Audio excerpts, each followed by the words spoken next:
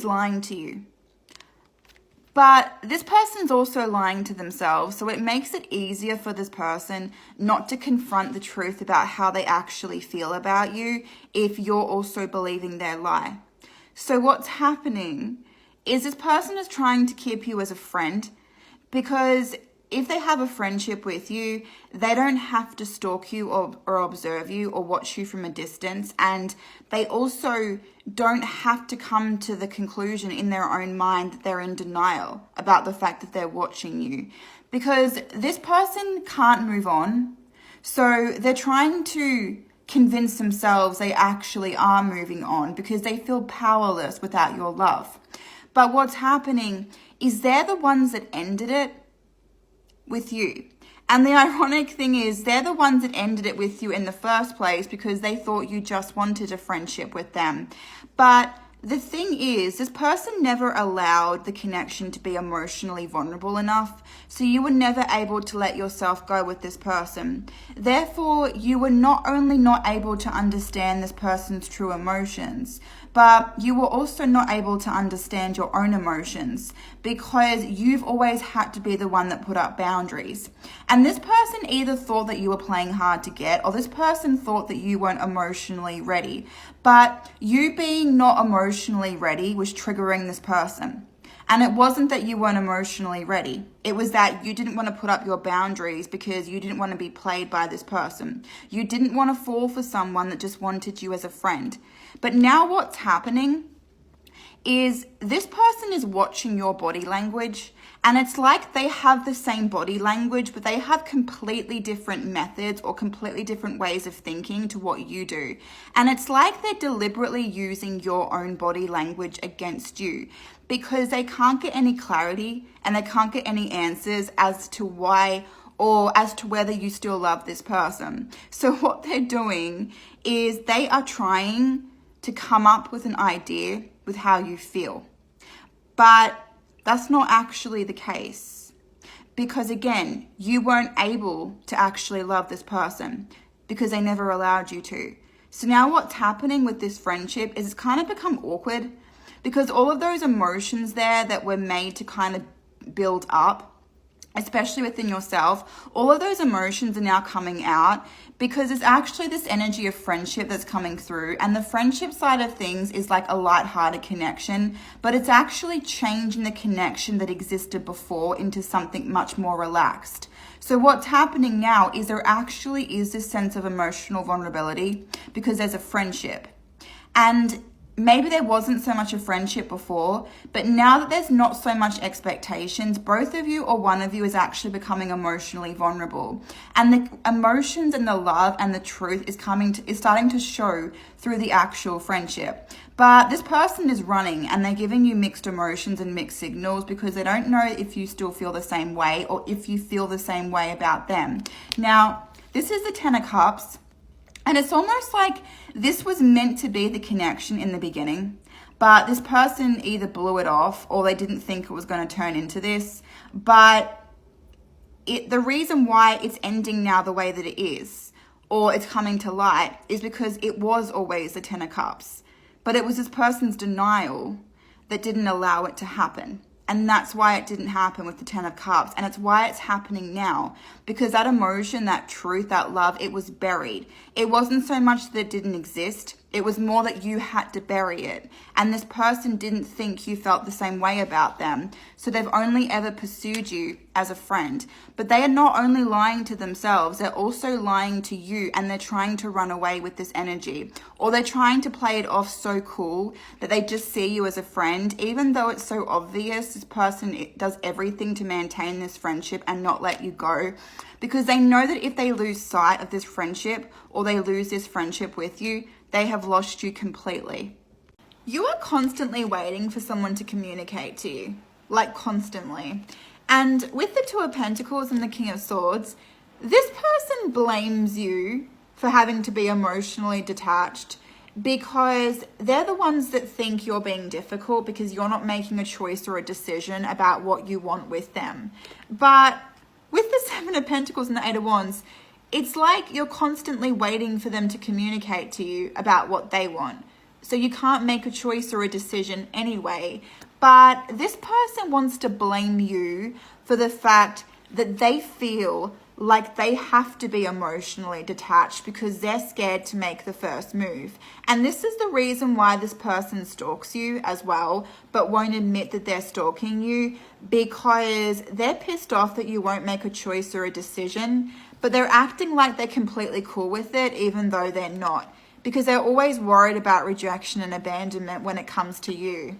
So they don't want to admit that they're stalking you because they don't want you to know that you still have the upper hand, because they feel like they want to get back at you and they want to get even with you now because you're moving on from them, or they think that you're moving on from them. But they're bottling up their emotions, which makes them passive aggressive towards you, and they don't want to be passive aggressive towards you, but they're annoyed because they feel like they have to bottle up their emotions, because they feel like they can't express the truth to you now around communication, but also around their emotions. But it's like, this is the one thing that you've actually been waiting for from this person. The entire connection is the fact that you've been totally reliant on them being emotionally vulnerable to you so that you could actually make a choice and you could actually make a decision. But this person gets so pissy at you the second that you try to move on from them with the Chariot. But they just want to think that it's a relationship without actually establishing that it is one, and they don't actually want it to, they get really scared. It's like this person gets really scared and really fearful when you call it a relationship, or even if you want to post about it on social media, they get constantly scared and constantly threatened about it. But they're also constantly threatened and scared about it the second that you actually start to move away from this person with the Chariot coming through. And they are so scared the second that you start to show any type of self-love within yourself, because this person can't have the same self-love without you, but they don't want you to know that. And now it's coming across as this person being manipulative, and coming across as this person being hot and cold and being shady, because nothing is making sense at all from this person, because everything is so twisted and everything is so unpredictable. Because they're now having to be emotionally guarded with expressing anything. So now it's like you can't even trust this person's word on anything, because you don't even know what the truth is, and you can't separate reality from fiction when it comes to this person. So when it comes to you and this person here moving forward, we have the Six of Swords and we have the Strength energy coming through with this. We also have the Ace of Cups and we have the Five of Cups. It kind of feels like you're constantly going to be craving or wanting something from this person that they can't give you. But I also feel like this person's not going to let you go at the same time. You might also have the Six of Swords, another relationship that does come in here. And this person's going to be very threatened by the fact there might be a third party with the Three of Pentacles here. Someone's having fun watching you struggle without them. But someone's also failing to realize that you're actually healing, and this person's actually you're actually letting go of this person very, very slowly. But this person thinks that they still have you.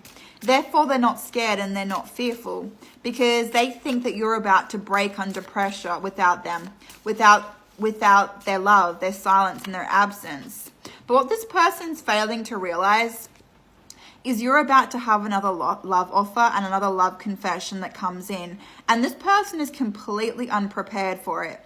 So this person is sitting there feeling comfortable, feeling safe, feeling reassured that you're about to run straight back into their arms. But what's actually happening is you're attracting in someone else, and this person's going to have to sit there and watch you fall in love with another person. And they're completely unprepared for it, because they think that their methods are working.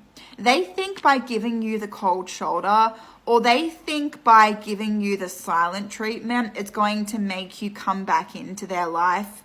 But with the King of Swords and the Six of Cups, and this sounds really direct and in a lot of ways mean, but it's the truth. And the truth is with this person that there's nothing for you to crave and there's nothing for you to actually miss, because they were not giving you anything. Therefore, you don't even know what you can miss from this person. They were emotionally distant, cold, withdrawn, the entire connection, the entire relationship, if it even was a relationship to you. So you can't even miss anything from this person. If anything, what you actually miss is yourself. And that's what you're gaining back. You're realizing in this distance, in this separation, that you've been actually missing yourself. You haven't been missing this person. And this person is absolutely sitting there. They are so comfortable, right? They are so reassured that they have done everything possible to bring you back in. But you're not coming back in towards this person because you're actually realizing that you have missed yourself more than you've missed this person, and you're going to choose yourself in this, and this person's going to be completely unprepared for it because they're going to have to be completely alone when they watch you with someone else here. Hi everyone. So I just wanted to come on here and jump on here really quickly and just let you guys know that I have got all of the private readings and I am doing my absolute best to get through them as quickly as possible. I just wanted to explain the reason why they're late, and the reason why they're late is because basically a few weeks ago I had a major obstruction due to my Crohn's disease, and since then my health has been on and off. So the reason why your readings are later than usual is just due to my Crohn's disease basically playing up the last few weeks. But I am currently on the mend, and I'm currently trying to get everyone's reading to them as soon as I possibly can. I am more than happy to refund people for their readings. But I am trying my absolute hardest now to get everyone's reading out to them. But I just wanted to explain that that's the reason why your readings are later, because I generally hate people, generally don't like to keep people waiting. It's not something I like doing, and it's not something it's just not something that makes me feel great. So I just wanted to explain to everyone that's the reason why your readings are late if you've booked a private reading with me. But thank you to everybody that has, and I am doing my absolute best to get them out to everyone as soon as I possibly can.